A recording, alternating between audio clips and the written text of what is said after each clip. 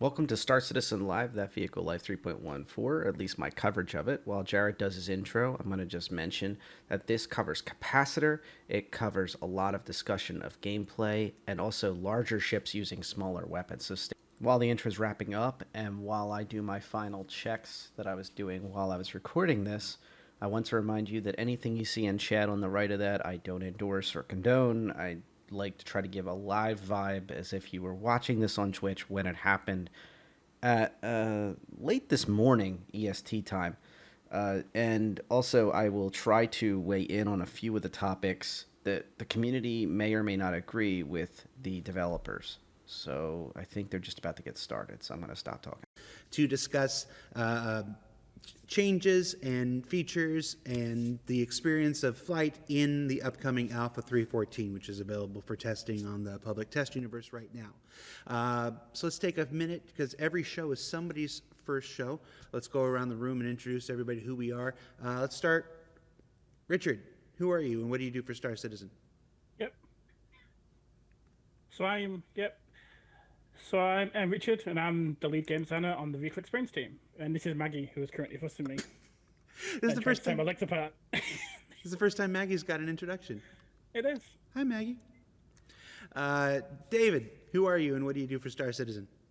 I'm David Coulson. I'm the lead vehicle programmer in the EU, basically Mark's EU counterpart, I guess. I look after the EU programmers making vehicle features. Right. And you still have your Star Wars poster is currently hanging on the wall instead of. It's actually a little off. Yeah. It's like not well, so quite are you, straight, so. but well, thanks.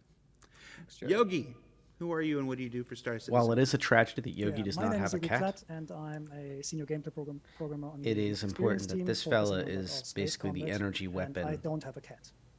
But you Spirit do have a flight animal, suit. essentially. I do have a Pay flight suit. close attention to what he says It's later not in this ready, though. video. It's missing a few patches, But yes, it is a shame he doesn't have a cat. I can hook you up.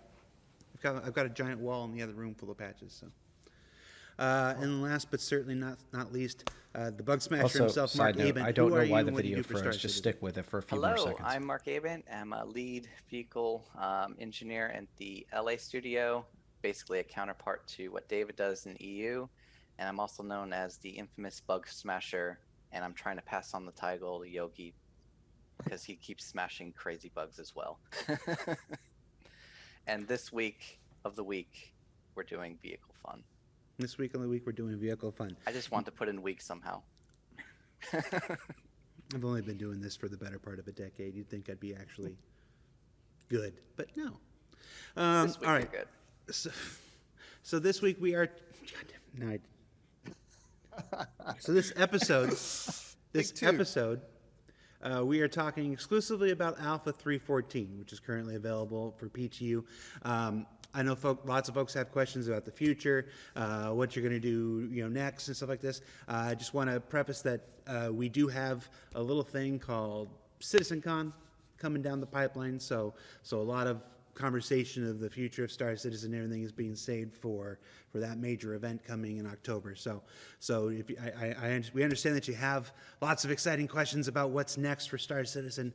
Rest assured, we'll get to those in short order. But today we are talking about in Alpha 3.14. So if you're watching live on twitch.tv, you can submit your questions with the word question in capital letters surrounded by brackets. That'll help us pull it out from the chat. And of course, we threw up the thread in Spectrum, our bespoke communication platform on robertspaceindustries.com, and started collecting questions there all week. So we're going to begin with those.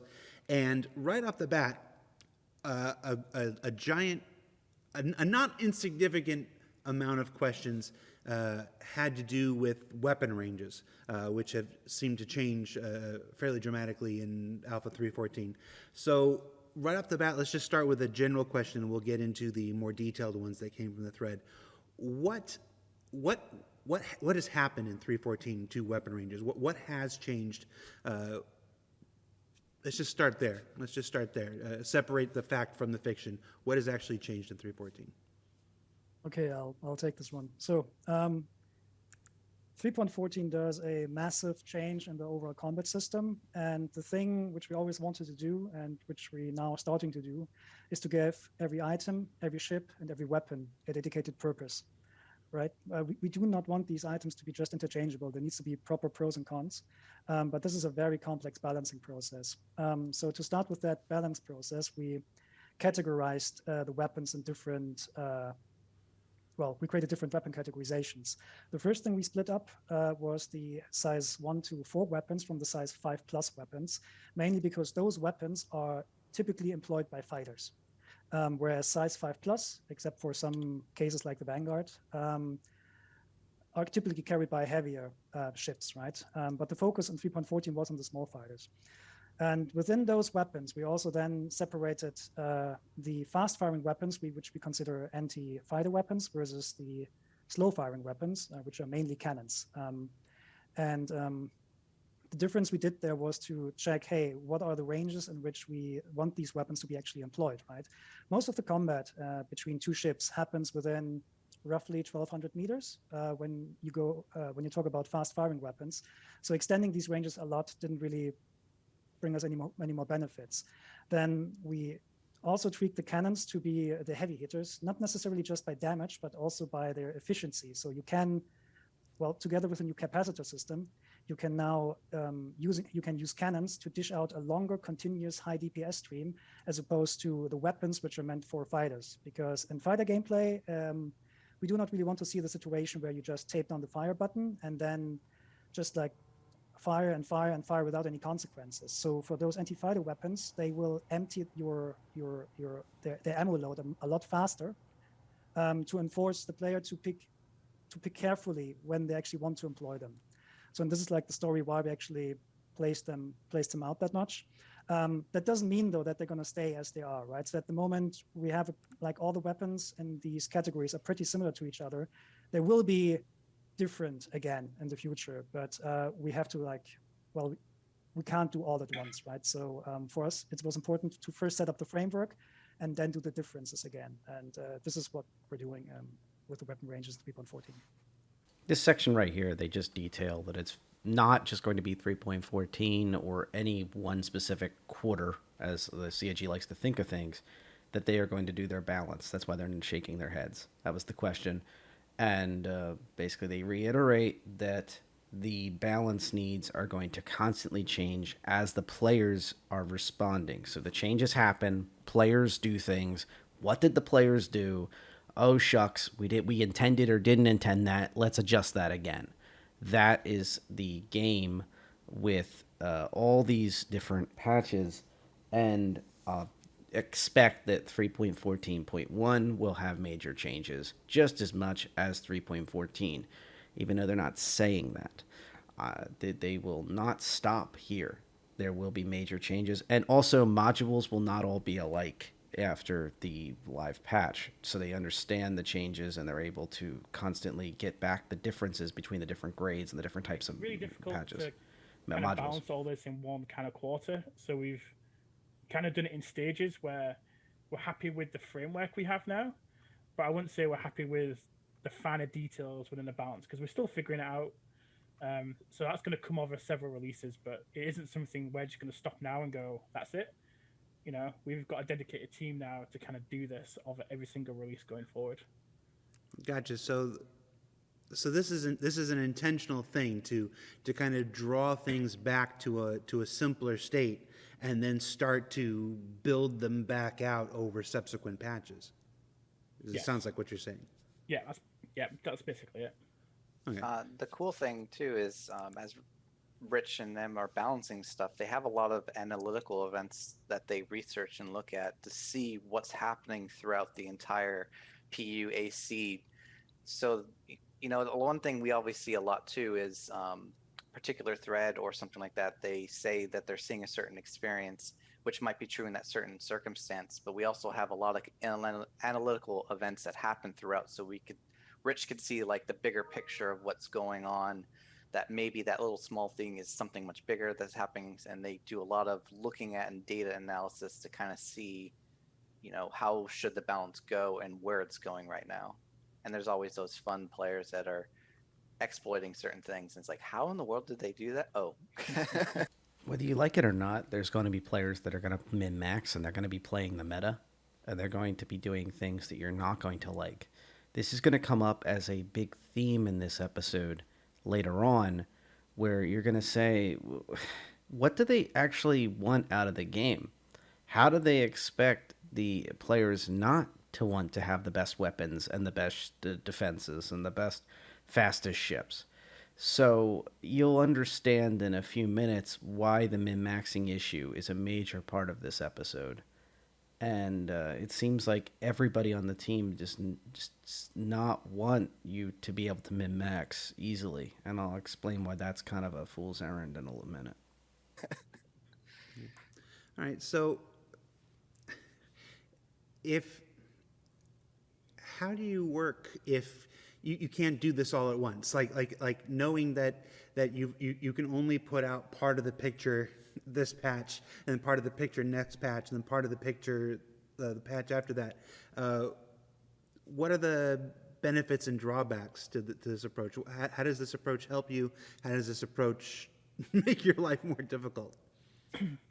It makes our life a little bit easier in terms of basically understanding the changes we've made to the game in terms of the feature set. So the big change for 3.14 is we've got a brand new combat system where you can put balancing your shields, weapons, and thrusters, and that's a new system.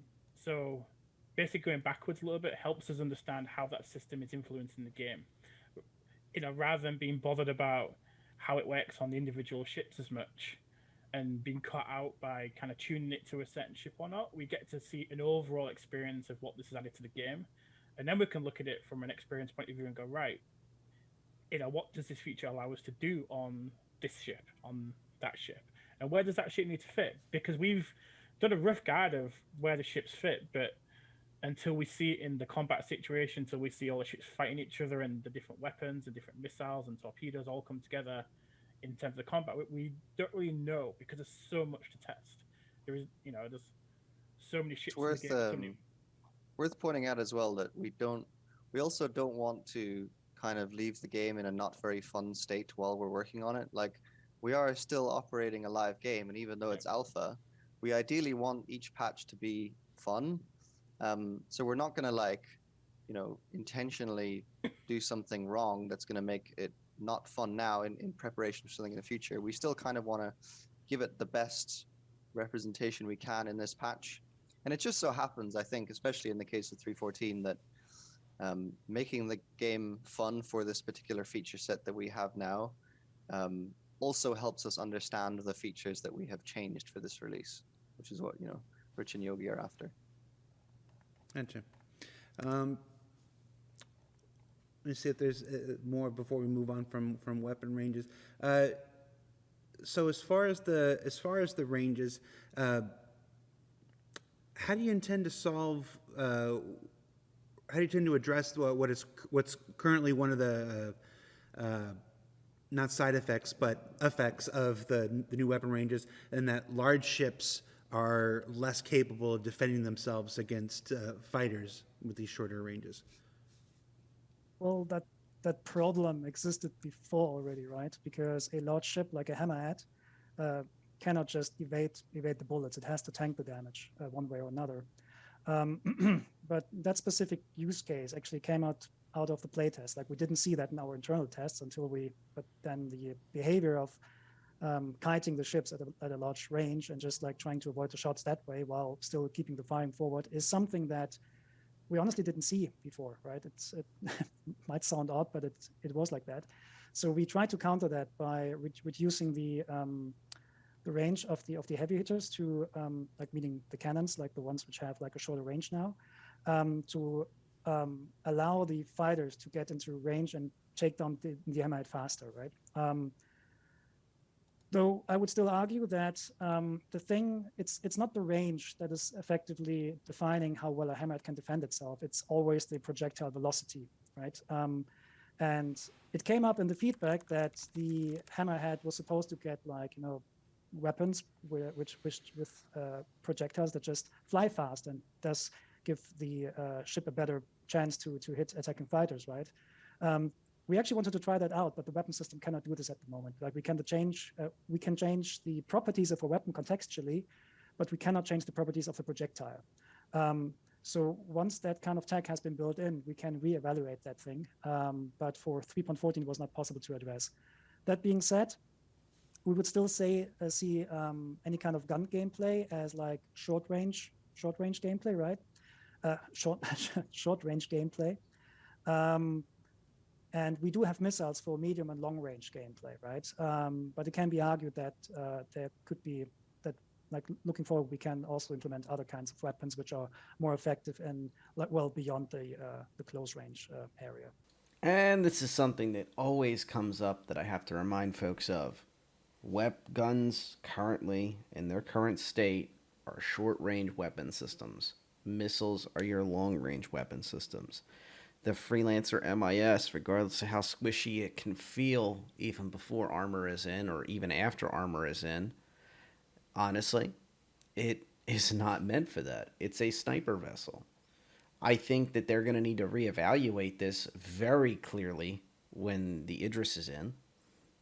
And the Idris has that sniper size 10 weapon, especially on the P and the K models, which don't have the armor of the M. They really take a fleet fight, which they're not really meant for. They're meant for skirmishing and patrol and logistics and such. But I think that this will become a bigger topic as we get bigger and bigger size guns.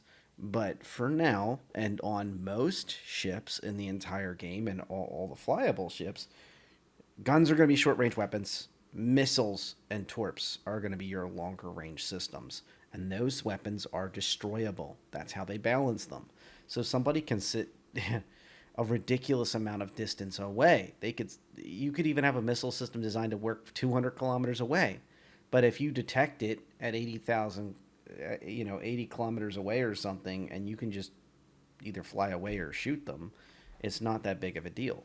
The velocity of those missiles is going to matter. The velocity of those torps is going to matter. Torps are really slow, lumbering giants. So people will learn these things cost too much to do risky things like that. Sure, once in a while, there's going to be a cool YouTube clip or something of people doing such a thing, hitting, a whole broadside into an 890, but it's going to be rare. It's going to be extraordinarily rare. And I feel that this is something that they need to emphasize better and make people understand the differences in the weapon systems. I do appreciate that they're open for discussion as well, because there is some folks who are going to want sniper class guns. But let's see where they go with this. There's also, once we get physicalized damage, things are going to change a bit. Where the hammerhead's going to be, like as you're going to saying, more of a tank where it could take more of an impact. It has much more thicker armor that the physicalized damage is just not going to be able to penetrate as well as the guns that it's shooting onto fighters. So right now it's probably going to be mostly just a health pool, while in the future, when physicalized damage comes apart, it's going to be a different type of game. It's where velocity and the projectile masses will take more of an account, and you're going to see a different dynamic with that. But that's also going with what Dave was saying earlier. We're adding these incremental changes to get to where we want to go, and we don't want to just throw everything all at once and unbalancing the game all there. We're adding little bits of changes to see how well it affects the gameplay and getting player feedback to change some things with the analytical data. You mentioned the physicalized damage. There are several questions in both the live chat and the Spectrum about won't all this work have to be redone when armor comes online, physical damage comes online? I mean, that's the beauty of Star Citizen. You balance for the tech that we have now, and you anticipate the tech we'll have in the future. It's the same issue that we. In a weird way, this was a meme before it was a meme. So if you listen to the way Mark said it here, he's basically saying the same thing that later became a meme within minutes that Jared had called out, and you've probably seen everywhere else. It's first seen it on SE Leaks. I've seen it on Reddit. It's already running around everywhere I can find it. But yes, you do balance for tech now, and you hope for the future, and you'll see why that's kind of relevant for the meme in a few moments. Have with a bunch of other systems, you we can't build, the damage and the balance for tech that it's not ready for the live game. So while internally we're preparing for all that stuff and having a lot of discussions and testing a lot of philosophies, it will have to get changed once we get to that point. But we're already having discussion internally on what that means. So it's like when we had a more recent one, the shield tech, where it was using SDFs. We rolled that out for a few different ships, and the community actually found some loopholes and bugs with it. We kind of want to do that with physicalized damage too. Once we get to that point, is we roll it out, see what impact that has, and then make balance changes when it gets to there. But yes, it will definitely change the game, and I know Rich is looking forward to it. A lot of work. Yes. Yeah, it's definitely, it is definitely a big challenge to keep on top of a live product. As I say, but also think of what's coming in the future and how we get to where we're going to be in the future. But the two do kind of align because we're always thinking about it, which does make it difficult sometimes, kind of explaining to the players again that we've done this for a reason and we've done this in anticipation, or we've done this because this is what we have in the game currently, but it will change. And it is difficult to keep on top of that, but it keeps me on my toes and it keeps the team on our toes. So it's part of the enjoyment, really. Because we're always moving the tech forwards, so it's always going to change. And for me, that's a really great part of Star Citizen is the tech's always getting better. Yeah. Let's move on to some weapon-specific questions that aren't exactly range-related. There have been a number of changes to ballistic weapons in 3.14. Before we dive into the smaller changes, let's just talk about the actual role of ballistics versus energy. Have they changed? Are they the same as they've always been? They pretty much haven't changed. I mean, the balance has changed, right? But the function and the way that we intend for them to work hasn't really changed. Like the idea pretty much has been all along that ballistics are not like, oh, they only work against, the hull of the ship or something. Isn't quite true. Like the shield is taking away some of the stopping power of ballistic ammo through absorption. But they still will then go through and attack the actual hull, even if you have a shield up, which is how it's always been. We've changed some of this a little bit, which maybe Yogi knows a little bit more of the detail of what's happening there. But that's largely the idea. So the ballistics then become obviously very desirable, right? Because they can damage the hull, even though you have a shield up. But obviously a lot of work has happened in this patch to make ballistics this significantly more valuable thing, where the ammo is much lower, and they run out really quickly and they don't regen in the same way that energy weapons do. But that's kind of the trade-off, right? You can do loads of effective damage to a ship with ballistic guns, but you don't have this this cool feature with energy weapons that you can regen the ammo, which is why they're how we're trying to balance this. Gotcha. This is why ballistics have been nerfed so heavily with their ammunition counts. Something had to give. There's only so many ways they can adjust them. And now you're going to hear why larger ships suffered the most with ballistics and why so many ships were switched over to energy. They are not going to stay that way. Once ballistics are tamed and they're able to handle that, they'll be back. Rest assured, they'll be back. And here is another factor inputted into that right here. I don't know why it's still doing this magazine frozen sizes screen. Just bear with it. So much for ballistic weapons in 3.14. That is mostly down to the role we want to see in ballistics. I mean, the purpose of ballistics was always to feel limited but powerful. And in 3.13, we didn't really have that. Ballistics were practically just cannons, which looked and sounded a bit different compared to laser weapons or energy weapons. I mean, they had fire times of several minutes, right?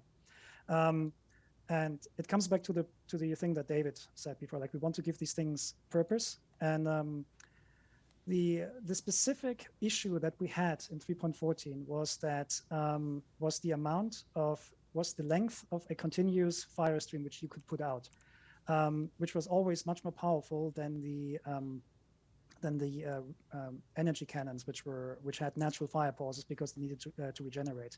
But that offset was very, very large still. And even when we equalized the DPS outputs of energy repeaters versus ballistic weapons just to see how they would perform, the ballistics were still a lot more powerful because they could retain, they could keep up this weapon stream, right?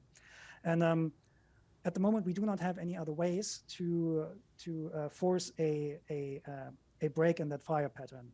So for that reason, we harshly limited the ammo and also upped the damage quite a lot to force players to make very conscious choices about when to employ those weapons. There's one extra point I forgot to mention about ballistics, which maybe we shouldn't go into too much detail on, but Mark mentioned the physicalized damage. When that comes along, ballistics rolls will change. And obviously certain ships that have very high armor will then be much more resilient to ballistics than they are now, right? So so there's more work we want to do on them to make them feel different in the future, but everything will make more sense once the physicalized armor system is in. But for now, we're happy in terms of where it gives us, where it brings us in terms of weapon versus ship balance. Okay.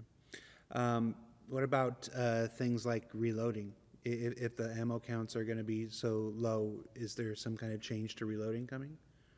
Not in 3.14, but that is something we're going to talk about after 3.14. Okay. So,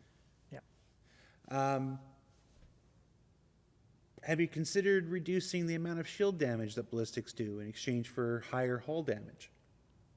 I think that's probably because of the big 3-second takedown builds that we're seeing people just alpha striking with Gatlings and. Though that doesn't. So, firstly, that kind of approach is contradicting what we want and the general idea of energy weapons versus ballistics. But the other part of that is that our weapons, they do not have a shield damage property. It's the other way around. Our shields have a damage type property, and every weapon dishes out damage of a certain type, right? Can be distortion, can be physical, energy, and there's a couple of others. And a shield has absorption and resistance values that counter that. So even if we wanted to do that, we couldn't do it right away. So this is nothing we can do for 3.14. There's also coming along, which we want to do and talk about more, probably that's another point with the physicalized damage, is our ship destruction is kind of arcadey still. Everyone knows it. I mean, we had it since the first AC. You hit the health pool of a critical part and the ship's dead. And I'm sure CR has also mentioned many times in the past, we don't want that. We want it where you could damage certain sections and the ship could still be functional, but it doesn't just die. So we've also been talking for other systems like insurance and that, what does it mean that we indicate that a ship is in a bad state? Maybe all the power plants are gone or certain parts of the wing just make it inoperable. So you can now have to, the ship is basically dead, but not dead. So once we get more aligned on what those critical areas are, we could reduce the arcadey death explosion. And that will get rid of those instant build where you just ram a bunch of health and then it dies. So the problems that we're seeing now are going to be different problems in the future. It's just those things that we keep repeating too. It's those incremental steps to get us there. That is quite a meme answer. The problems we're seeing now will be different problems in the future. Welcome to programming. I want to see that quote next to Mark Avon's face on my Twitter before the show is done. Please. By my count, it looks like about 7 minutes between the first time I saw that and when Jared put the all points bulletin out to the meme makers to get that pumped together. And I will mention that the first place I did not see it. The first place I saw it was not on his Twitter. I saw it on SC Leaks. Just wanted to put that out there. So out of all the communities, that seemed to be the most proactive at making the meme. You take that whichever you will. All right. Be at least 10 of them. There was a question in the chat about the Hammerhead and why the ammo is linked specifically to the guns and not the overall turret, because something like the poor Hammerhead is going to have I don't know, 20, 24 guns around it, and they said like cries in Perseus. Why is this tied to the guns and not the turrets? This is just because we can't do it any other way at the moment. But this comes back to the discussion or to the question we had before. We'll talk about these things in 3.14. But specifically for that reason, we swapped out most of the loadouts of the ships to have at least 50% energy weapons, and only a fraction of them actually has ballistic weaponry on board. But obviously that is the case, right? If I'm flying in a huge capital ship, then then of course it makes more sense if we can dish out a lot more of ballistic rounds. But at the moment, to be clear, when we say like we can't do it, it just means that the system right now needs reworking to do that, and we, for this release, say lack the time to actually. This is like a major reason of why I even watch these videos. This one little kernel here, that the Hammerhead and other large ships that have small weapons to act as fighter screen will get buffed greatly in the future, and their extra ammunition storage space will be critical. So stay the course. Don't start melting your Hammerhead. That's all. Why does ballistic ammo have range in space? Shouldn't they travel at the same speed? Onward and onward and onward until they eventually hit something? So there's multiple things there, right? First of all, I would draw the game card. If we had unlimited ballistic ammo ranges, you could sit at 20 kilometers away from a hammerhead and just kill it, right there, like given enough time. That's not fun, and there's not a lot of you can do to counter that, right? The second thing is, if it just keeps traveling forever, you get into a situation where you need to track all these bullets on the client and the server. And given how big our fire rates are sometimes, it just wouldn't be maintainable. It would be very expensive. I mean, this is again like the real world question. Also in the real world, there's a lot of ammunition that has an integrated timer, so it blows up after having flown for 3 or 4 seconds, just to not having some bullets hitting a poor guy on the street somewhere else, right? So I think it is okay just to go for the gamey part here. I imagine there's also got to be some the physics system, if it had to track every bullet that was ever fired infinitely across the entire system, that would cause some unnecessary. That's primarily why we had a lifetime, was Arena Commander 1. You could blame me. It's like, it's not worth the additional desync that would cause. We have enough desync as it is. Let's talk scanning, Mark. Currently, there are no downsides to sending out a ping. Is this intended? This is not intended. Going back to what David was saying earlier, we are doing incremental changes to not completely break the game. The primary big changes that we've done with radar scanning is for 3.14 is to move it off of being vehicle centric and make the system work with any generic entity that design wants. So the shift between 3.13 and 3.14 was to move the system over to that new system while trying to keep it very intact to what players originally had. Fundamentally, the system has a huge overhaul that exposes a lot of things for design to change and fluctuate and add things. It's just we didn't add extra things in there because of time and because of balancing.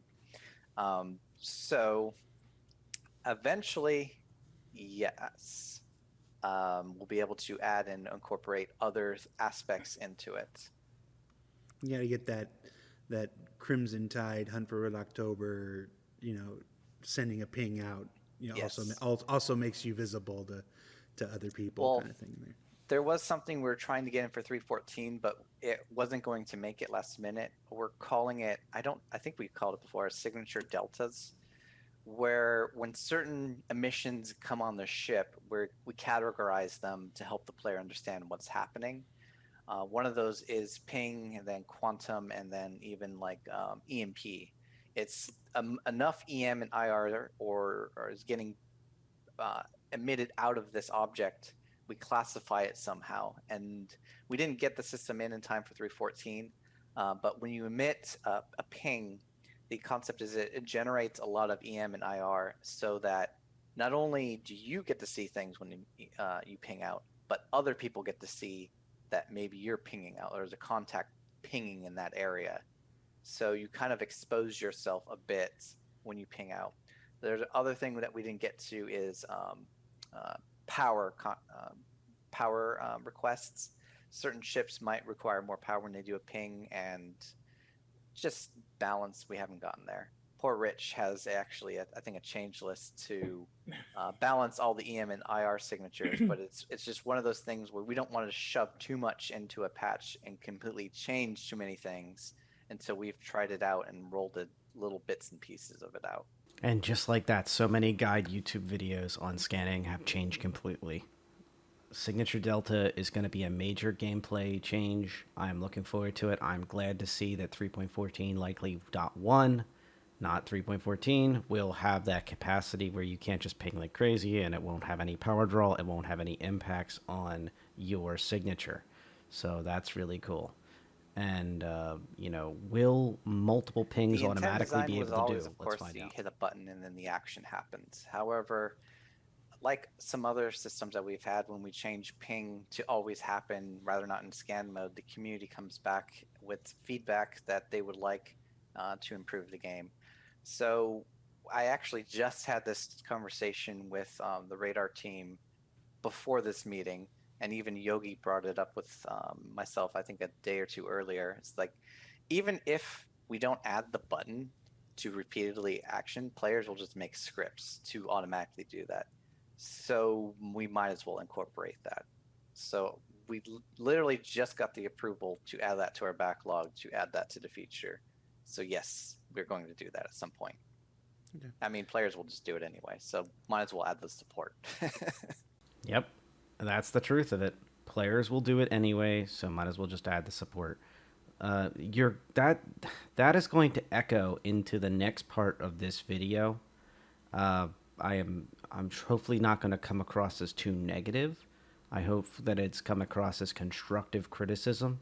And I, once again, hope that we don't have the devs retreat because there's commentary from the community that is really showing what the community wants. And you'll understand what I'm talking about in just a couple minutes, but the spoiler is going to be about how you understand your ship and the literal information of how your ship is constructed, the literal data of each piece of the ship, and about how they don't want you to know about it. So we'll go into that a little bit after they talk. I want them to be able to present it in their own words, their vision, because I think it's unfair for me to go too in depth about this and get people riled up, and then you go and you hear it and you have this extreme bias. So just that's all I'm going to say about that for now.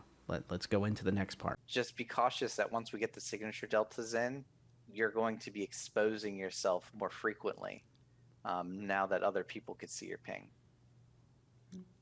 Hope you understand, Jared, that all your movie references is going over my head. Yeah, I know. I was like, movie? Yeah, I heard that before. Are gas clouds a good place to hide because of the new cross-section signatures or environmental concealments? In 3.14, we didn't get a chance to add ambient areas into the environment, but we're hoping to do that in the next patch or two, or at least roll out different areas. We have the room system, and the room system could do things like pressure, air, and heat. It also could add ambient values into the scene. So you could design could set up, a space station like Port Olisar to have ambient on the outside and a different ambient on the inside. So we have that system fully fleshed out. We just haven't put it in to the verse for players just yet. It didn't make 3.14, but we're hoping to roll out ambient in other areas. Yes. I completely forgot U571, Faded to Funk. It did have Bon Jovi in it.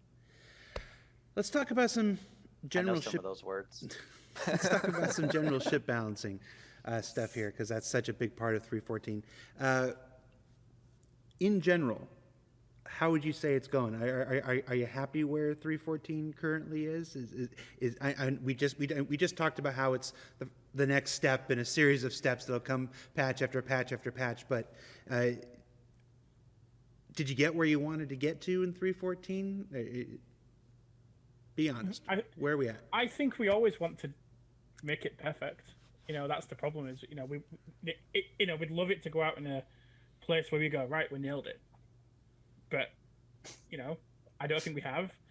But that's part of it being it's a very complex game to balance. This isn't just moving a few things and the numbers work out and then the balance works. There's so many different systems and so many different things. Even having a different amount of thrusters on the ship, or they've been in a different location, or a different power plant setup, or a different cooler setup, can really affect where that ship fits. So even though the numbers look right, until it goes in the game and it fits everything else, it's really hard to know where that ship fits. So I'd say we're pretty happy that we don't think we particularly broken the balance of the game, which is basically what we said before. We wanted this release to go out where we really haven't done anything majorly wrong and broken everything, and it creates a foundation. But I wouldn't say we're really happy with how each individual ship fits or how each individual component or kind of weapon fits yet. We've still got a lot of work to do on that. I believe that the dev team is spot on here, and I think that the discussion of building a scaffolding is a good analogy instead of just a foundation. I see them as building something that seems like we've got the foundation, we've got this scaffolding that we can start hanging all the material on and building up walls, and we can really get eyes above it, around it, and really get on top of it. I appreciate the honesty as well, that even though they completely went thermonuclear on the changes, where every single item has the same stats, even, they still need to get more information. But it is appreciated that they handled it in this way and that they are continuing to do their developments. I think that 3.14 is something to be excited about, not because of what's in it, but because of where it's leading. Even with the things I disagree with, I still think it's going to be a great patch. So I'm very cautiously optimistic. But as far as the foundation goes, I think we're pretty happy. But I said, we'd love it to be perfect, but it takes a lot of time to do this, and a lot of testing as well. And that's a really big part of what we do. There's a lot of testing, and then we can look at the data to back up some of the feedback we get and everything. So it takes a long time to kind of get together and just figure everything out, because there's so many systems that come together to create what that ship is in the game as well. And it goes for the rear down scanning system as well. We've got a lot of intended balance for that, and that requires every single component on every single ship to be set up, how it's intended to be, and that's also just not the case right now. But we've been building a team to kind of do this, so there's lots of stuff to do, and we're cracking on with it. A couple questions in the chat about time to kill. Is there like do you have a specific number you work towards? How do you figure out time to kill and whether whether it's the items that are getting you where you need to be in the right amount of time, or whether it's the skill of the player? Talk to me about time to kill and how the hell you guys work with this idea of how long it should take you to kill a ship. Okay, so in general, from the feedback in our combat test, what we had before 3.14, the perceived time to kill was always too long for us, right? Because you could tape your fire button down and fire forever, and eventually ships will explode. But it was not really meaningful.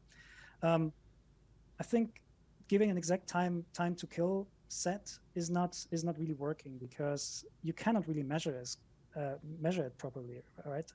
Combat is very dynamic, and how a pilot flies his ship, like if he makes a left barrel roll, or if it takes like other maneuvers into his use, the overall time to kill changes so much based on the individual pilot. Like this,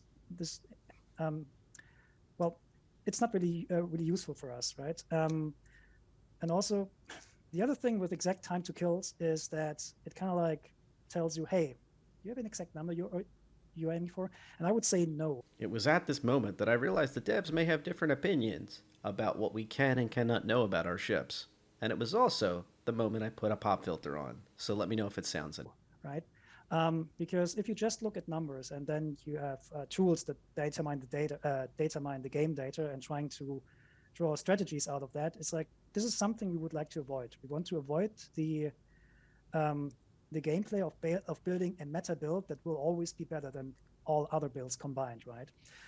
So as such, for us, it's not important to get an exact number, but rather to experience how these ships and fighters and shields, how they feel. And if you as a player think they give you the advantage that you need, right?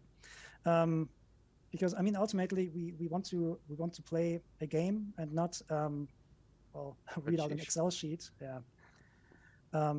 So yeah, that's why we do not have a time to kill, a specific time to kill. I mean, we roughly know where we would want it to be, but this is some data we really don't want to give out because we want people to enjoy it and tell us, hey, this is too long, this is too short, and then we adapt it accordingly. So yeah.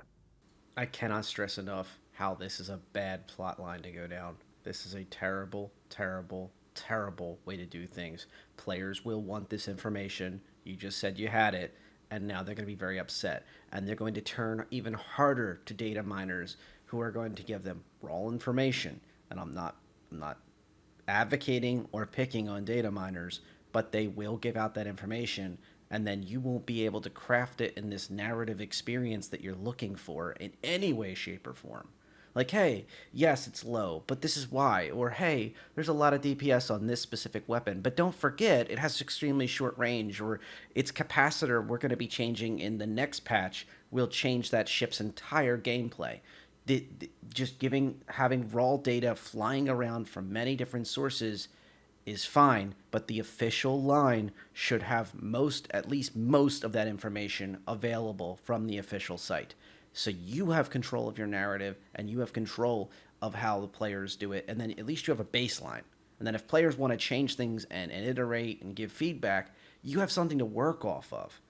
And there's actually a comment in this where there's a question, I think towards the end, where they joke about it, just like the guy says saber bad, and they're like, well, how is the saber bad? Tell us slightly more. And it's like, well, this information would help that person be able to look at the data and go, saber bad, because it only has 80,000 hit points. And why did you give it this? But the Hornet has 100k, or whatever the numbers are. They're imaginary numbers. But the point is, if the user base has more grounded, official information that's not kept away and siloed in different communities, not intentionally, but that's how it ends up, then everyone's better off, because a more informed community will be able to help you with the game, especially when there is so much pressure on the community to help playtest all the different things in this game that make it great. So keep your community informed. Don't keep them in the dark. I'm not saying give them all the raw daily data, but give them some presentable version of that you feel comfortable with. I think it's also, I would add that as we improve the actual flight experience, as in moving your ship around in combat, we want to head toward a situation, which I think we've done a pretty good job in this patch, where it's not a DPS race of just hold your gun down and then eventually the ship explodes. And so the result is that, particularly in this patch and going forward, combat is not like about waiting for the health to go to 0 or something, right? Like, you could, like, back a simple naive way of doing it is like, oh, you hold down your button and then the ship blows up. And in the older patches, that was like 2 seconds. But the actual experience, like what Yogi is saying, when you actually have a fight with a real person, it doesn't feel like 2 seconds. And that issue is much more magnified in this patch, which is why this is the way the way we plan to do it. And of course, we're using the phrase "time to kill," but with physicalized damage and armor and stuff, at some point it's going to morph into a time to disable, I suppose, would be a more appropriate term. Yeah. Well, it also depends what you're targeting too, because now you have sub-targeting and more items are getting physicalized. if you want to just kill the ship, maybe you aim at the power plant and it blows up. Right. If you want to disable it, you shoot out the thrusters, and then if you want to take out, just disable the guns, maybe shoot out the guns. It's going The to definition of a win is different. Yes. It can be different. Yeah. But as we get more of these items physicalized, as we get these subcomponents going on, we're going to need more data on how these things have hit points. How are they interacting with weapons? People are going to find this out anyway, whether you like it or not. It's just they're going to be more frustrated, and there's going to be a lot of misinformation and confusion in the iterations. People will also start siloing knowledge into the larger organizations and give large advantages to those orgs. You talked about spreadsheets not being something that you want. Well, EVE Online was covered in spreadsheets. That's a classic example. And there's other games that have had that type of iterations. Virtually every game I've been in has those people who are the theory crafters. They are the setup. And don't forget, you will have fleets. You will need to have fleets where there's 30 or 40 ships all outfitted the exact same way. What do we put on them? I know we put on the best of the best of the best with honor, sir. The min-maxers will always be in the game, and they will hate you if you don't give them at least basic information. Modules should tell you if they have extra hit points. If a military class module has more hit points than a civilian one, if it can take a shock to the capacitor system, whatever the differences are, they need to at least have the basics explained to them. That's all you're going to get, that's fine.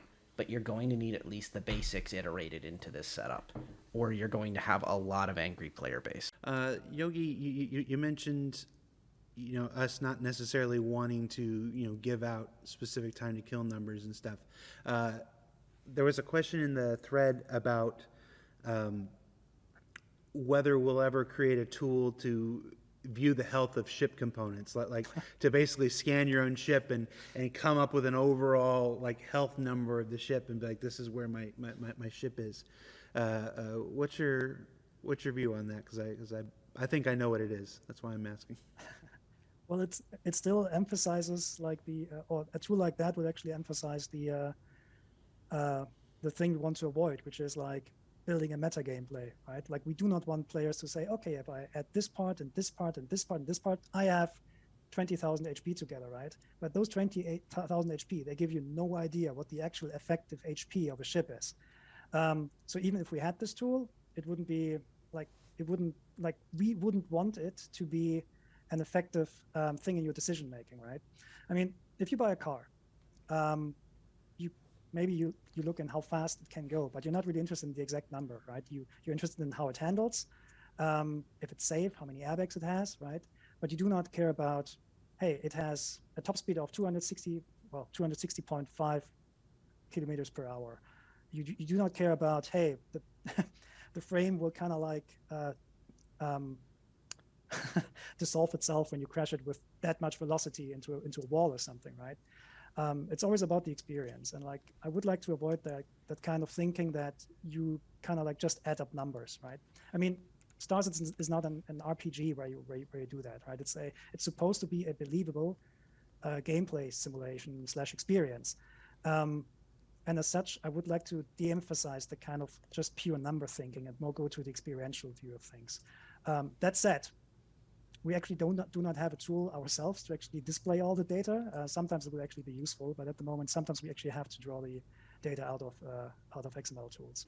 People absolutely spend tens of thousands of dollars on vehicles because they can go slightly faster in them, or because they can stop slightly faster with Brembo custom brakes, or this high-end vehicle, or what type of frame the vehicle has, such as a body-on-frame for a truck, and how much that truck exactly to a pound or a kilogram can handle in weight on its tongue, on the back of the truck, and how much it can tow, and how much it can have in its bed. People absolutely spend a fortune on every single metric of a vehicle, every little nut and bolt. People will pay extra for what the vehicle is made out of, be it an aluminum truck, to have it lighter weight, or carbon fiber for racing vehicles, to flip the script slightly.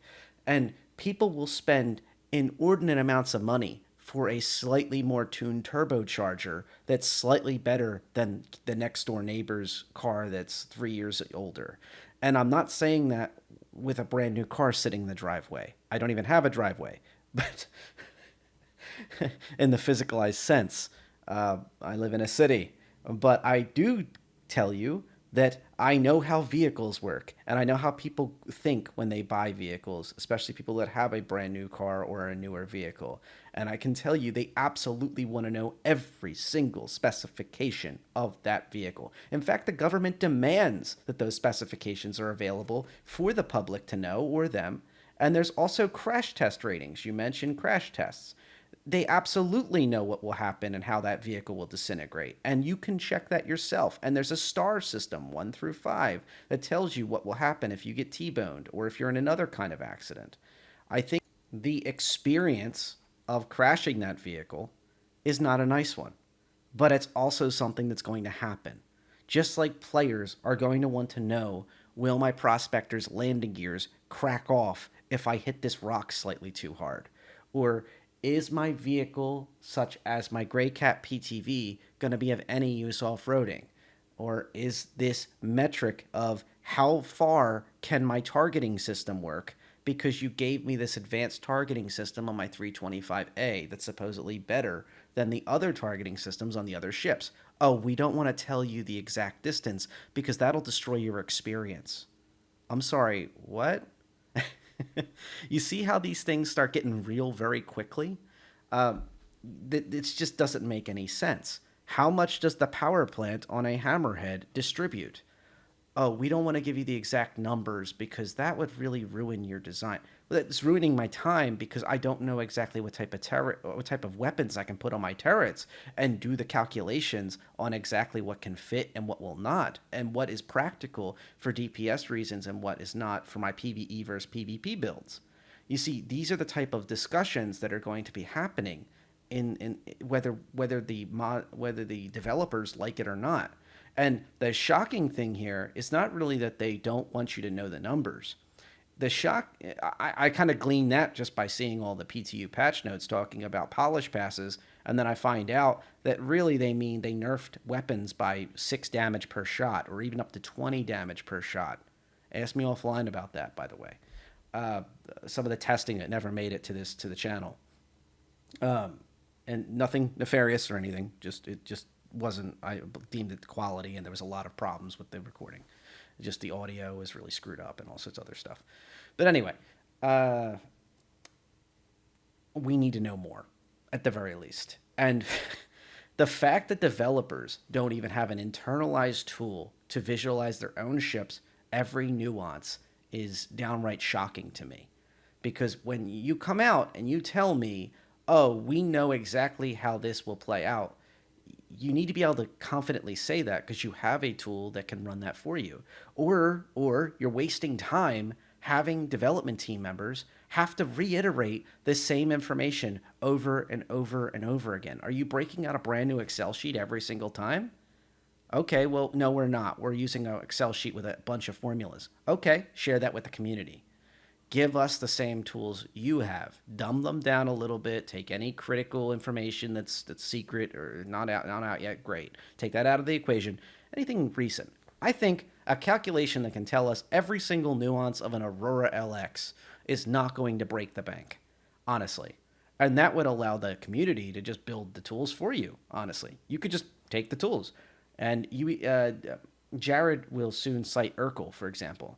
That's a great example of a community-based tool that apparently has more capabilities than the internal dev tools about telling what is on and not off a ship. That doesn't seem right. It doesn't seem like that's correct. And this also goes back to something that Tony Z noted about studios not communicating fully, and about how there's constant issues with them trying to collaborate between major teams across different studios as they get more and more complex with their builds, and literally, like, not even just the solar systems being impacted of Stanton, the entire universe is being impacted by Tony Z's projects and all of his teams. He's pointed out that trying to get other teams at other studios on board and doing what they're responsible for has been difficult. And that the tools that they're iterating have been very difficult. Even a presentation had to require a brand new tool to be constructed. I can't help but think that other locations around CIG have had the situation of building a presentation tool that showed the universe, the solar systems. I can't help but think that. This is an example of how, having to reinvent the wheel constantly. And this, I would love to have other CIG members input and then be able to pipe up and go, hey, we do have a tool that tells us this. We at least have an Excel spreadsheet or a Fox spreadsheet or something that has a whole bunch of formulas. And that's how we calculate what can and cannot be done with different ships. And we can simulate battles between 3 to 4 ships on each side and try to figure out basics. Yes, there will be differences if the ships do the 5 Ds of dodgeball, dip, dive, duck, dive, and dodge or something. But there will eventually be a situation where the majority of victories will be on one side. And now you have to look at that and think about the matchmaking concerns and think, if this small party meets this small party, we can't constantly have the Drake ships losing, or we can't have the Crusader ship that has 3 crew members get its butt kicked by the single sheeter every single time. And those type of things can be calculated. They can be simulated. And in one part of this developer discussion, they mentioned that they had 3 playtests. 3 playtests. There's been, I don't know, we're up to M now on the alphabet from A on the PTUs. Have we spent more time in the PTUs than developers have? Have I'm not saying they should be every moment inside there, but they should have a good portion of their time by this point in those PTUs, or at the very least hanging out with their Evo guys and gals and their internal QC teams at the very least, and having playtest. Make it twice a week. Make it fun. Give away free pizza and soda. Use my backer money. I don't even care, because I want a better experience. I want the best possible play game. And I think those tools and testing should be a priority at this point. There should be a cycle, just like natural things in life, when you have a growth period, a sustainment period, and then a look at what we've gotten done, and then we're getting prepared for the growth period again.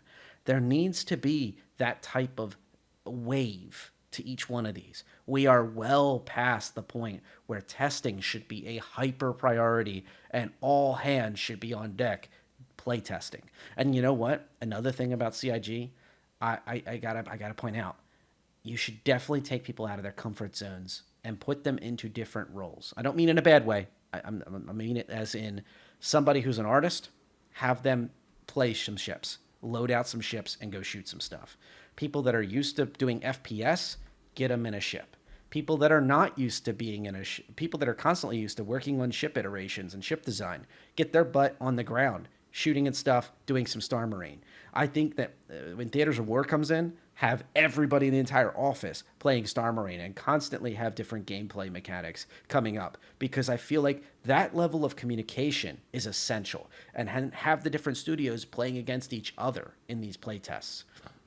That tests latency, that tests the information, and also it brings up a friendly rivalry and competitive nature that is good. And anybody who's not happy with that situation or not comfortable, I'm saying make it voluntary, make it just part of it, the party and whatnot. But I feel like the people that do feel comfortable with doing that, take them out of their depth once in a while of what their expertise is what I mean, and get them moving and give them the tools they need to do their jobs when they go back to their day job, happy can be on pizza and soda. That's the difference here. I feel like there needs to be a paradigm shift from each studio and team at the base level is doing their own thing to it is a team effort, and the community is part of that team to a lesser extent. The team especially in these end phases, embrace the community. Embrace, as Bayard did, doing his call to arms across multiple different desync issues that are stymieing 3.14 live apparently. past when Chris Roberts wanted it to be out in mid-July. I feel that it is imperative that you embrace the community, not just when you desperately need it, but constantly. And you would have more buy-in different times. And by the way, open the PTU to everybody. That's another example of how you can get more buy-in from the community and get more play testing done for what you need, i.e. the desync in this situation. There's also, on top of us wanting it to be experiential, there's a lot of subtlety to the combat system that makes giving numbers actually quite hard. Like, a really good example that we have had is that a certain fighter could have, like, I don't know, let's say 50,000 hull damage, right? Or hull HP points. But it has, like, say a wing or some other part that's extending out, and it has thrusters on the end of it. You could, for example, break that part off without dealing all of the HP damage and have effectively nullified the effectiveness of that ship, which makes the actual, like, HP, for example, not actually that representative of what fighting that ship is truly like. And that subtlety is not captured in just straight numbers. I hear what you're saying, and I'm going to challenge you guys a little bit here. Oh yeah, fair, go ahead. Meta, every MMO in the universe has a meta. You know, gear score hits every MMO at some point. You know, whether the developers make it or the players, you know, make their tools, like the thing that Urkul has and stuff like this. I understand where you guys are coming from and what you guys want. You want to build a more experiential type of thing rather than just everybody opens up a spreadsheet, opens up a website, and just, you know, builds the same meta build. You know, and everybody's just flying the same homogenous meta builds. You know, and there's no variety out there. I get what the intention is. Do you think you're working against what comes naturally to players? I think, like, what a desirable experience. Like, yes, there is meta, right? And I think we're not necessarily working against that, because the players can still play the game and figure out the meta and make their own notes about it and try and learn about the game by playing it to then decide on what the meta is. And, like, an ideal situation is, you know, a group of players play and they find that a certain configuration of components, like, works really well, and then a different group of players, you know, start from a different starting point and discover that actually a different, you know, set of components is better. And that kind of, like, variety in the community, that's desirable, right? And you're not going to get that by the game giving you just hard numbers. You're going to get that from people, like, trying to learn about the game and quantify it, and then having disagreements and discussion about it. That's what we really want. I get you. I get you. It's the difference between us just handing everything on a silver platter and being like, this is your meta build and you're done, and letting the community make their own decisions, make their own deductions, whether they're correct or not. Yes. I want to reiterate again, I appreciate that Jared took the fight to them and kind of presented that secondary concept that seems to be missing here. You know, but the unfortunate side effect of this is the game is already hard enough. It's already difficult enough to play this game as an alpha, as a person trying to make decisions. And don't forget, the CIG teams also feed a lot of information to the marketing team, or they take part in Q&As and other event type gameplay embracing things to sell ships. So by not giving the information to the players and then giving it to picking and choosing and cherry picking what is put on a marketing page, it's very unfair. I'm not going to say any other slinging words here, because I'm not trying to tear down CIG. I appreciate that they're this honest and this open, and I don't want them to go run off and hide. And I do love a lot of the work they do, but there is a major disconnect here, because the largest organizations with thousands of pilots are going to turn around and they're going to find out the best statistics. They're going to spend 2 days doing it. What will take small groups of small orgs it will take them months to find out, or even a year or more. And there will be plenty of misinformation. This will be jealously guarded information that will be siloed. I can remember in Eve having fake fleet comps and all sorts of other things being thrown around. I can remember all the misinformation the few times I tried to play ED, trying to, oh, that build's dated. Oh, that's not correct. Oh, that's out of date. And I can remember out of all the games I've played, I can remember all the different metas. They become metas whether we like it or not. CIG has the opportunity here to write the record straight. Let people embrace ships because they know the information on the ship. And once again, if there's something that you truly believe is earth-shattering and unfair and not representative of the ship because it's attached to the wing or something, you can note the effective hit points. That is something we did in Eve, where resistances were put into place. You considered those resistances, so you may have 100,000 hit points on paper, just picking a random number here, or a million really in Eve, but 100,000 hit points, and you only had 54,000 effective hit points because, oh, well, that damage type most people will be using in that area, or that mission type will be doing so much more damage to you. You know, there was ways to figure that out. And I think that the creative dev teams could figure that out too, or put a notice at the bottom of the page that says like, hey, just like in the roadmap, you have to hit OK, got it. Hey, understand that this is always in flux, it's going to change, and that this is not representative of everything, and here's a link to a guide. You know, maybe have a video or just a simple text page that explains, like, you know, the iterations and the difficulties that can be done with tools. You won't have any of that with players. Players will simply have a sheet, they'll hand it off to each other, and there will be plenty of misinformation and outdated information and jealously guarded, siloed information that is, simply put, not up to date. Aspect of this too is going to be more, it's like with scanning, depending upon what you want to do, we're going to have different scanners give you different information. You know, if you're a mining or a prospector or something like that, the scan that you're going to get on another ship is maybe not what its guns are, maybe it's not any good information about combat. Whereas a fighter ship may, when you scan something, it's going to tell you how combat ready that is against you. Whereas a more security ship is going to want to scan and give you maybe how much bad cargo that you have in there.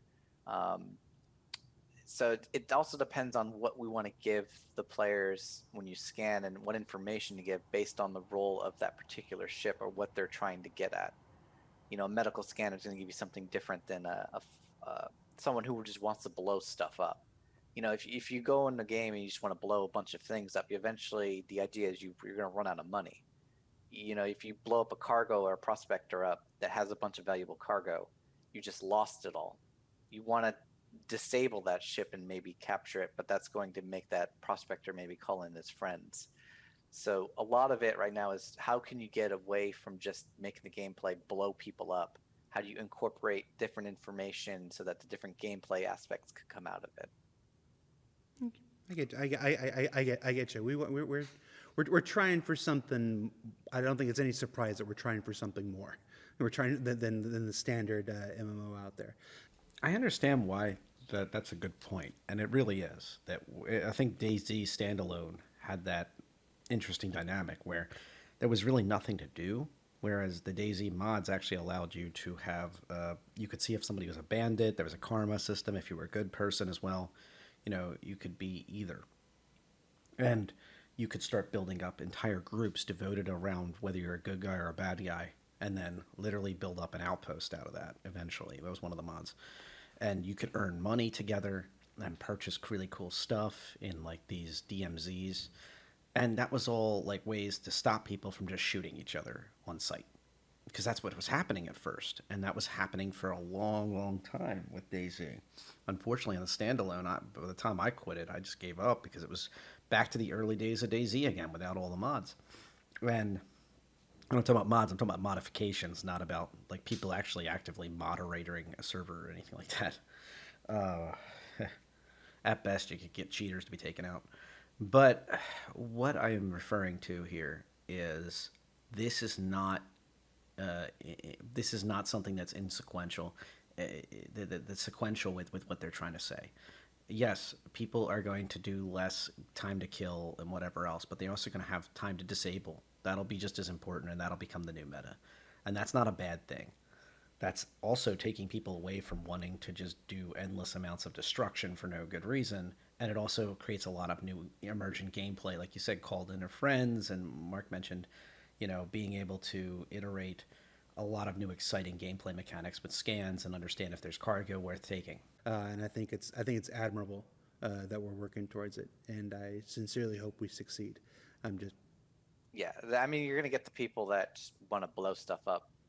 But, if you repeatedly do that, how are you going to get money to continue to blow some people up? Yeah. Okay. Let's see. What else do we have? Do G-forces still play a role in balanced decisions? Yes, absolutely. We also have a change list that brings the tolerances back because especially eyes out G-forces, like going backwards and going downwards, is something that humans cannot endure for long. So most of the ships have already been balanced to allow less downward accelerations and backward accelerations than on the other axes. But we did not have enough time to actually tweak the G-force tolerances yet. So we're planning this to do in the future, which again will then change a little bit the combat geometry when between fighters. I'll be honest with you, I did not realize the G-forces going down were far more critical. I was always aware there's the difference between red out and black out when it comes to pilots. I was not aware that G-forces going down and back are worse for them, and there's less G's you can sustain. That's actually a really cool little fact. Learn something new every day. Okay. We've only got like 10 minutes to go, and I realize that I have not asked you about capacitors yet, Yogi.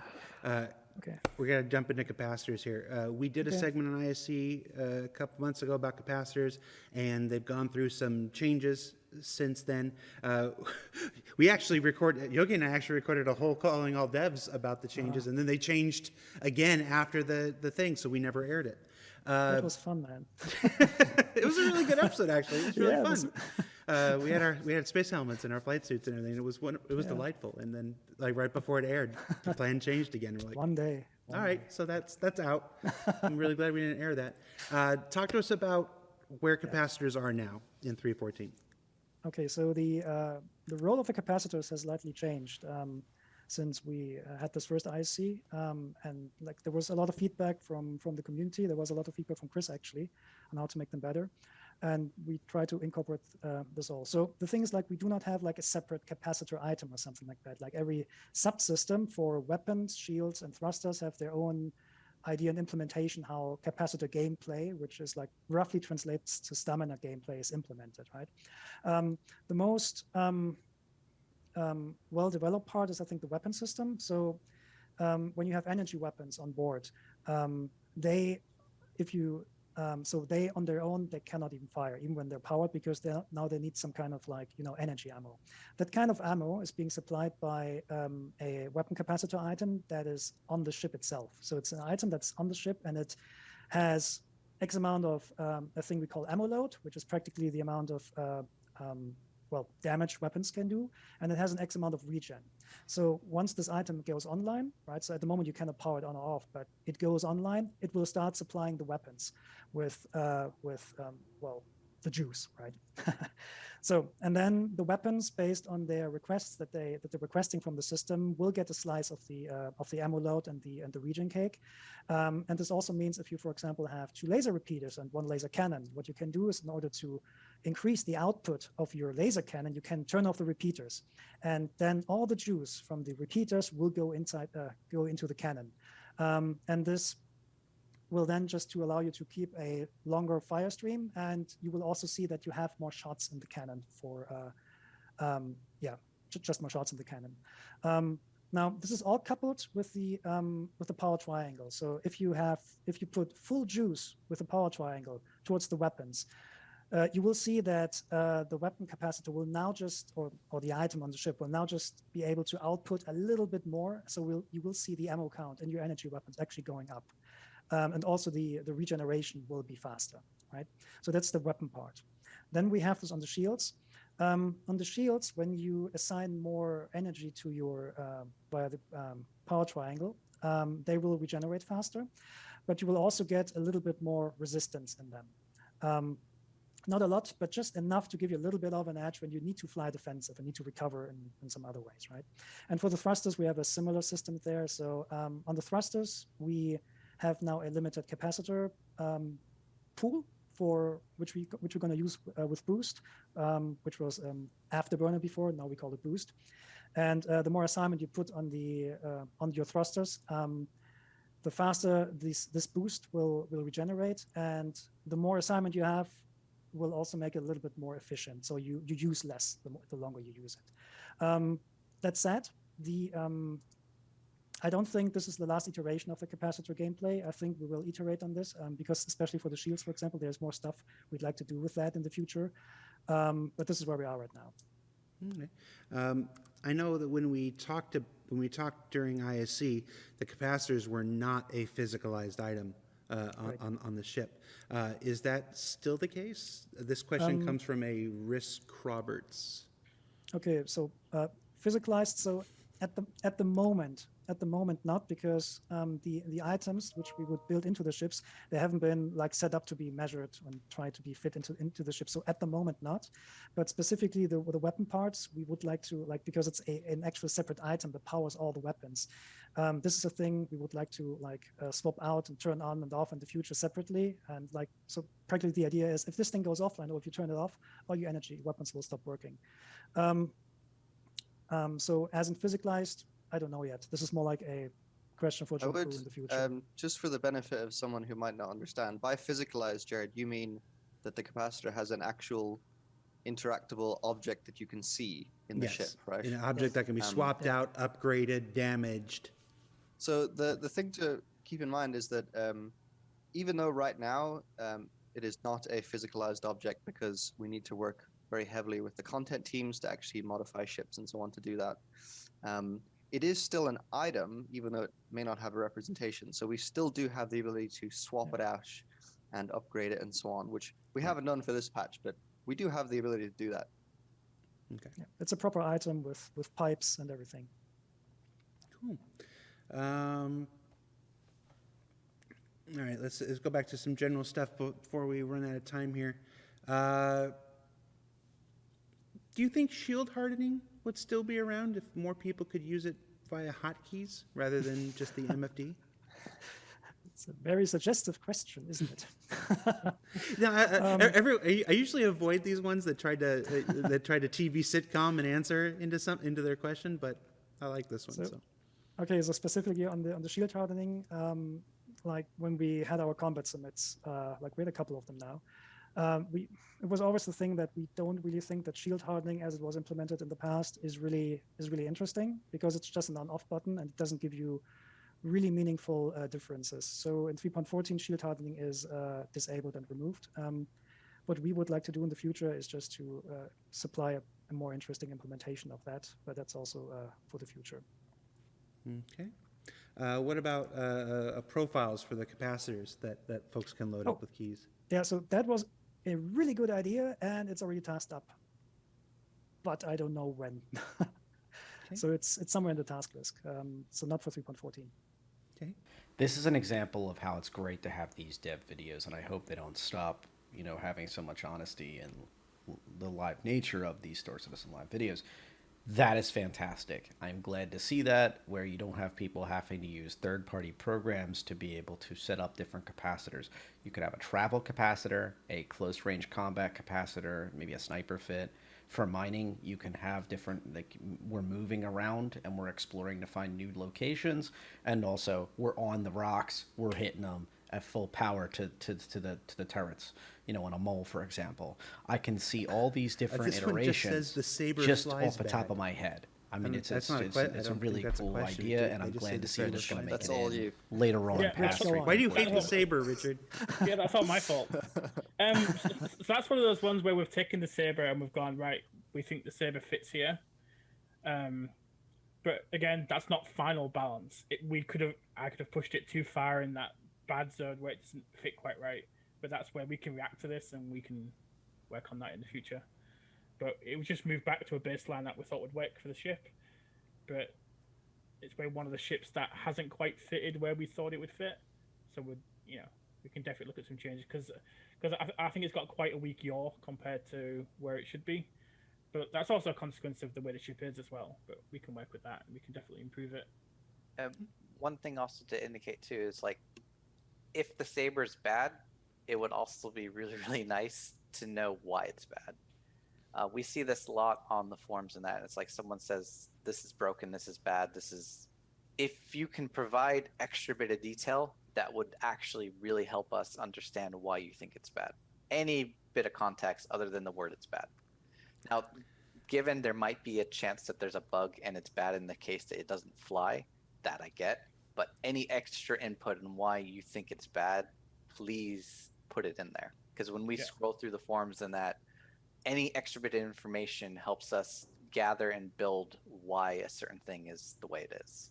And I hate to beat a broken record here, but by giving players more information about their ships, they can help decipher things for you. So when you're scrolling through Spectrum, you can get very good information and make those decisions. And we're also working off of the same data set, something in the soft sciences that have been done for decades for very good reasons. By having everybody on the same data set, we can all start from the same point and we can make fixes much faster.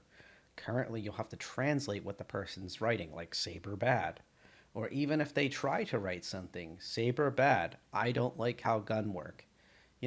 That's not as simple as Saber bad, gun not working. Why is power grid less than other fighters? I need more capacitor, I think, on this. CIG, could you take a look at this and weigh in?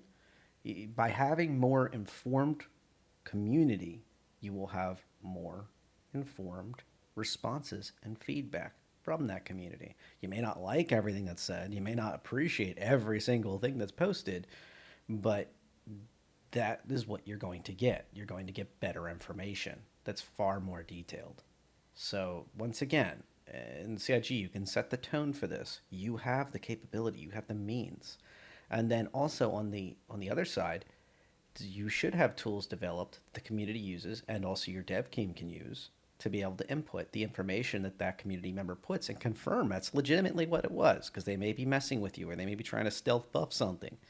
You'll have that tool to be able to simulate that and figure out, no, that's not the way it is, and set the rumor control straight from minute one of that forum post in general that gets thousands of views.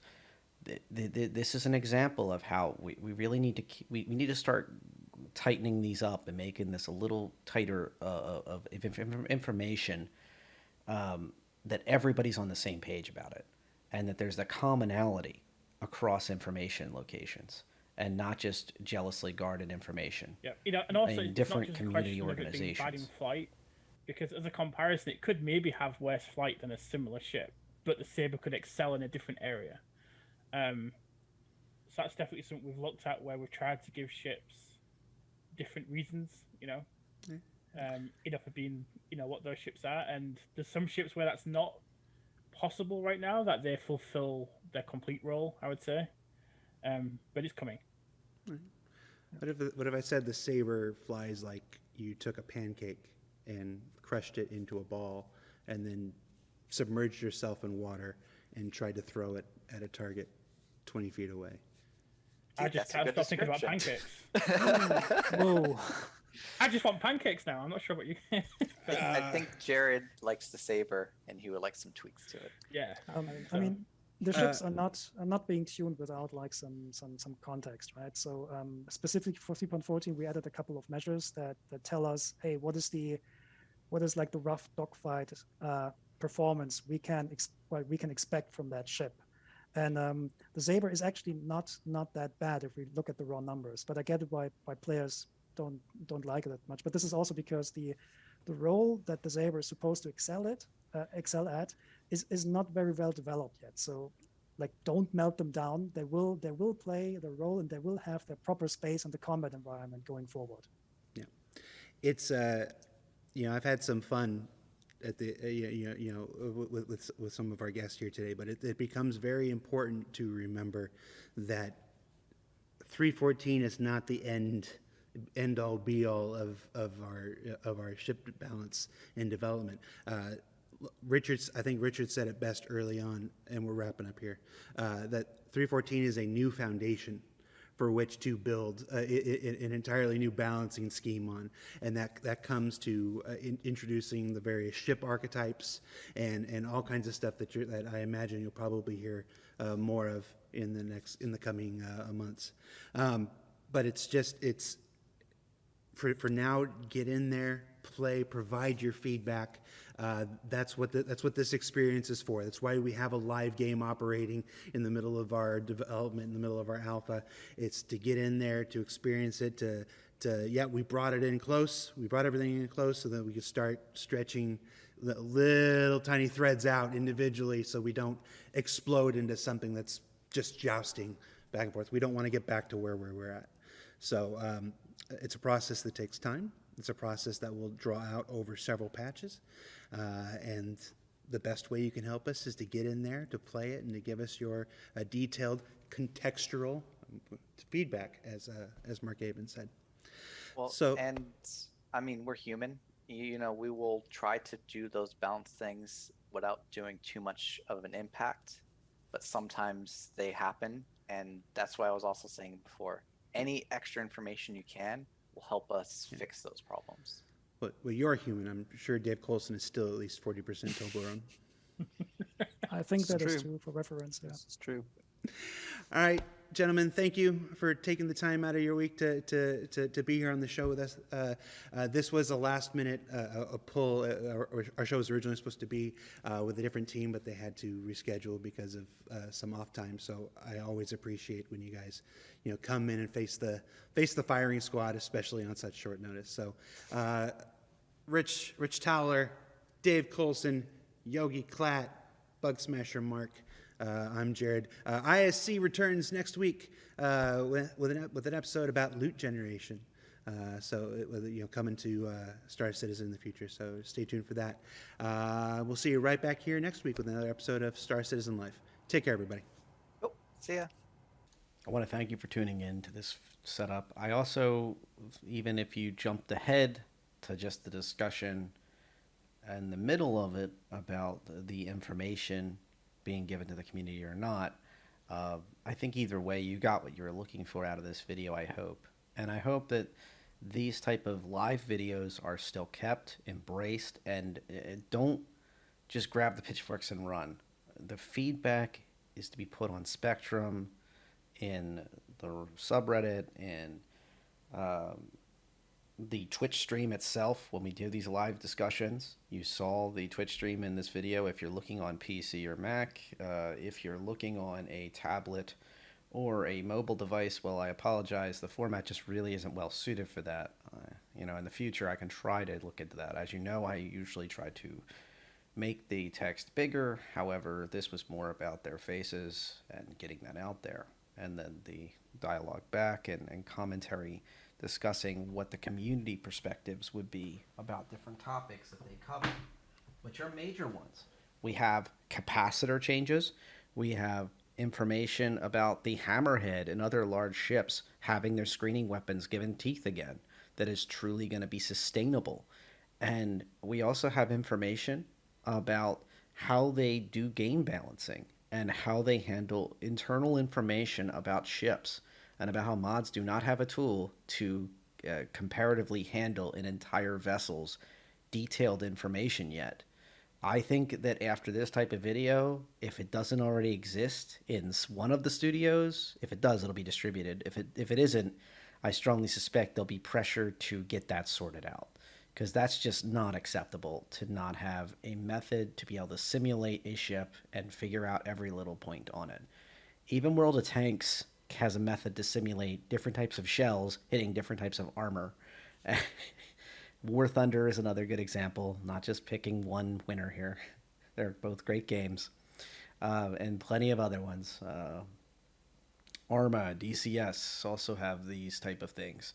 We need to have the tools put into the hands of the developers at the least, and then a more basic version issued to the community to be able to use that's an official stat page. I think that we're past the point where we can just look at an outdated stat page when we go to consider the purchase of a very large vessel. And that's not just the outgame, it's not just regular money, by the way. We're not just talking about hundreds or thousands of dollars USD. We're also talking about in-game money of millions. When you're not on the PTU, it takes time to grind money. And the AUEC is still, okay, it's just play money, etc. But when you ground out 100,000 of that money and you start realizing, wow, this took me a little bit of time. This is something that I need to take seriously. You start valuing that stuff a little bit. When you have millions of it, I'm sure the people listening that are way more invested in the live than me. I've spent most of my time on the PTU during these builds time period. And I can tell you that those folks are very invested, and they need to have this information too. And I don't think leaving it up to the organizations and as they call small groups to figure it out themselves is a good idea. It just means that the biggest organizations are going to have the biggest wealth of information, and other people will be relying on a data dump from somebody who snuck into a big org and grabbed some of their data and ran off with it, and then it'll all be outdated in 5 minutes. Different organizations, even worse, will come on a spectrum and start quoting their own internal data, not wanting to release the entire set, and then everybody's arguing over who is right and whose data is correct. In the meantime, CIG could have all this stuff and literally at least have the basics issued out to the community so we can all start at the same baseline for each patch while we discuss these things, especially when things are so in flux. This is the time to give more data, not less. And do explain why it's important that we should keep things in perspective and do have those warnings and citations and everything else all over the data. But at some point, you need to give us these tools. You need to build them for yourselves at the very least. Jeez. So that's all I got for this video. I hope you appreciated this input on this very serious topic. And if this helped you out, please like, comment, subscribe. Please comment down below. Or if you're shy, come on to Discord. As always, RedJ, #0001. I'll gladly chat with you. And everyone, you have a wonderful day.